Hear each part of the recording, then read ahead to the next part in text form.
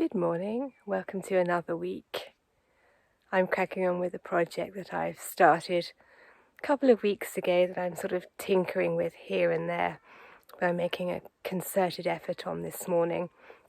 As you can see, my wheelbarrow is behind me, and what I'm doing is trying to re-establish the footpath that goes up the middle of the property, at least up to as far as what was the original first horizontal path, which was obliterated and lost in the fires.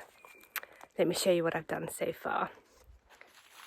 So for context, that's the house, and that's the house water tank.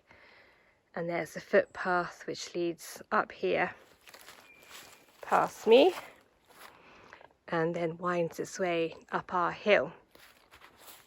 And then here, there's another little footpath which leads to the grevillea garden, which is here. So I started at the bottom and I'm working my way up. Basically what happened was in January, you may or may not know, I dislocated my knee, which meant that a lot of the maintenance tasks that I do over summer I was unable to do because I was immobilized for 3 or 4 months effectively. I'm more mobile now, so what I'm doing is basically playing catch up. The main thing that happened is a lot of this bracken, which I routinely trim over summer about once a week to keep it in check, was able to grow up. Not to this extent, because years and years and years of keeping this footpath means it's sort of not as vigorous here, but enough to make it annoying. And then I have a little bit of regrowth of these bushes and things like these little trees, so I've been pushing those back.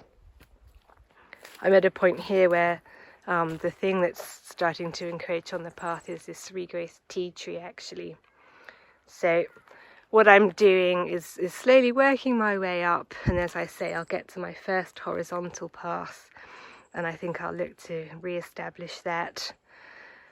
And then that'll be stage 1 of this project completed.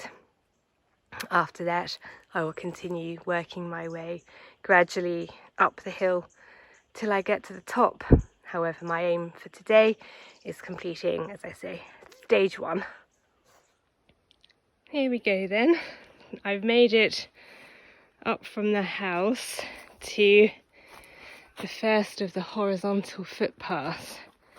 So the main path, although you can't really see it, goes up there. I'm now turning my attention to this first offshoot, which used to go this way towards the fire break. And then behind me there was the beginnings of a little footpath here that I was going to join up to another path down there. But that's all maybe pie in the sky these days with how much vegetation grew back after the fire. Anyway, we'll wait and see. This is my priority because it means that I will then have a loop, a little circuit that I can do on my mower if needs be with the trailer. From the house up here, this is the part of the wood I've been clearing, and then to the fire break, so that'll be quite handy. It's not so much the vegetation here that's in the way, but there's 1 or 2 fallen trees. So anyway, I shall make a start, and hopefully in the not too distant future this will be finished too. Here we are, back at the fire break. Me and my trusty rake have now remade this footpath. Let's walk along it.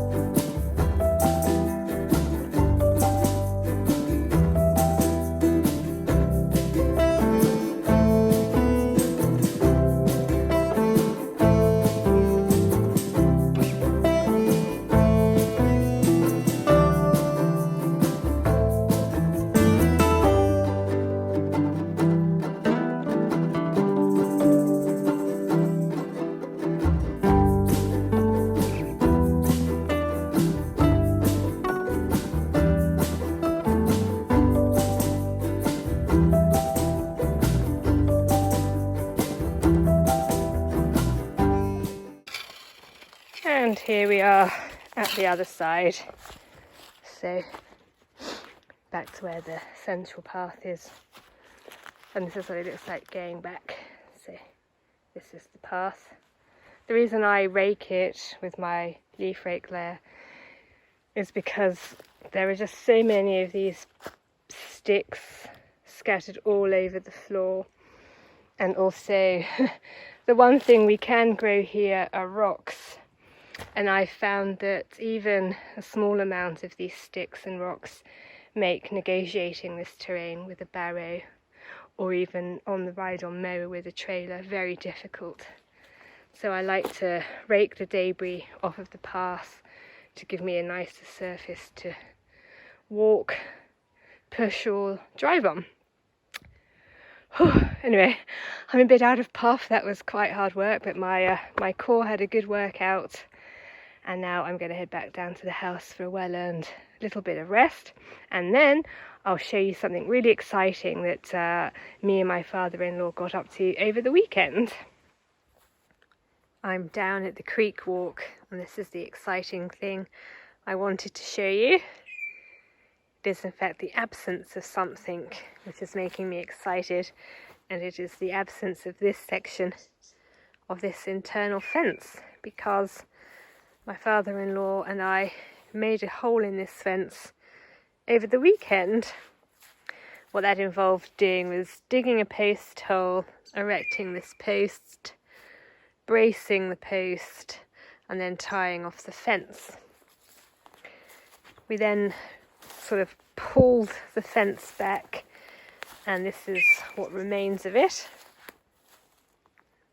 And what I'm going to do now is just finish the job off by cutting these wires, tying those off, removing the old posts, and then going to give this area a bit of a trim. But this is quite tough tea tree, so that may prove ineffectual.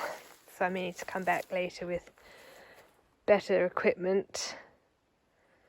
But I'm very pleased with that. Just for context behind me, this is the drive. That's the Mr. Darcy walk. Our house is up there in that direction. So this is the sort of extension of the fire break that I created maybe last year or the year before it is now, leading down to the walk which goes to the creek, which, like a lot of the property, has gone mental and is pretty overgrown now. Hence my excitement of making this gap in the fence, because it means that I can now go back and forth between this part of the property, and I don't have to worry about climbing over or through a fence, dragging equipment over or through the fence, and dragging the stuff that I've cleared over or through the fence. We didn't erect this fence, but basically this is our property, this is our neighbour's property. The fence is pretty redundant actually, hasn't really been maintained, isn't really under much tension. There are lots of gaps and holes and chinks in it. Nevertheless, we didn't want to assume that they would be happy for us to destroy their section of fence, so that's why we've done this nice job here. All the fence going this way towards the state forest is our fence, and I'm not bothered about that. I'm not going to remove it, as you can see similarly. If you look along the fence line, it's very vegetative. So I've got no intention of making a footpath along here. There's no point. I'm going to leave this to nature. My footpath head in this direction down the hill to the creek and the swimming pool, and head down this direction again towards the creek, and then they meet up further down there. Got a little network down here of footpaths. Anyway, so yes, I'm going to finish this off now, and then try and tidy this up a bit, and then that'll be that done for the time being.